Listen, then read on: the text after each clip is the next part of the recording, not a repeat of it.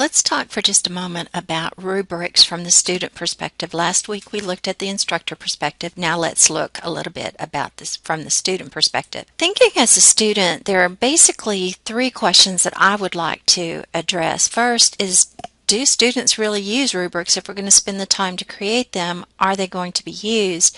And if they are used, how are they used by the student?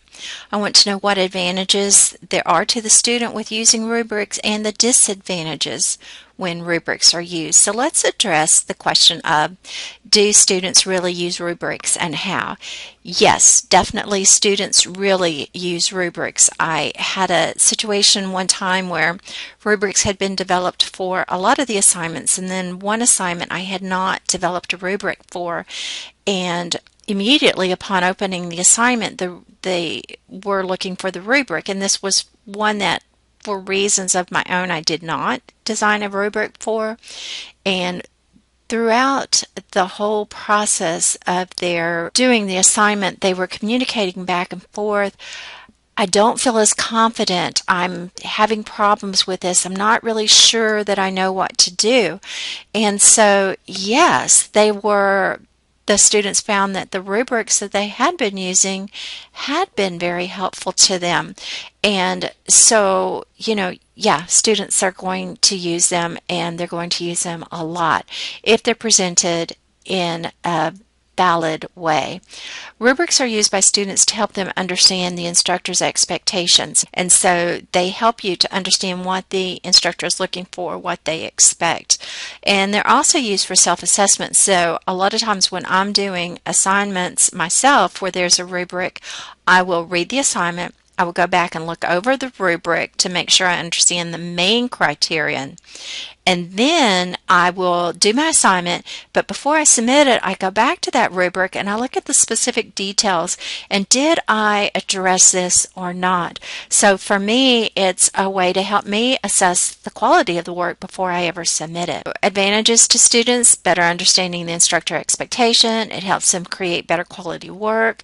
It builds self-esteem. If I feel like I've got a good work that I'm getting ready to submit, and then I come back from the instructor and I have in fact met the instructor's expectation, that's going to help build self-esteem. It's going to help build confidence that yes, I really can do that.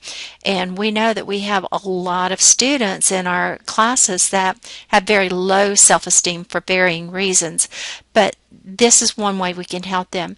It helps to better communication between the student and the instructor. If I'm having problems with an assignment and I have a rubric, then I can pick the part of that rubric where I'm having problems and take that to the instructor and ask more specific questions. A lot of times without a rubric, when I give an assignment, they'll say, I don't understand. And I go, okay, what is it you don't understand? And they can't even articulate what it is they don't understand, where the rubric helps them break it down and they can go, yeah, I can do this, yeah, I can do this. I don't get this. And so then they can say, okay, this is what I don't understand. This is what I don't get. And then they can actually get better feedback from the instructor because of the way the rubric is designed. You can actually key in to specific areas to give them feedback, and it helps them to understand what's going on. Disadvantages for the student are that overuse of rubrics can diminish the value to the student.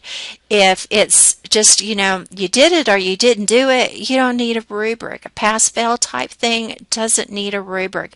If it's something very simple that the directions can very clearly spell out, I mean, you do this, you do this, you do this, and, it's either right or wrong, then you don't really need a rubric. And so if we overuse them, then when we get to that assessment that really needs a rubric, they're not going to look at it. They're not going to give it credence. Poorly written rubrics can diminish creativity and lessen the learning. We talked about that last week in Module 2. And also poorly written rubrics can frustrate and discourage students. So we have to be really careful for that. So that is rubrics from the student perspective.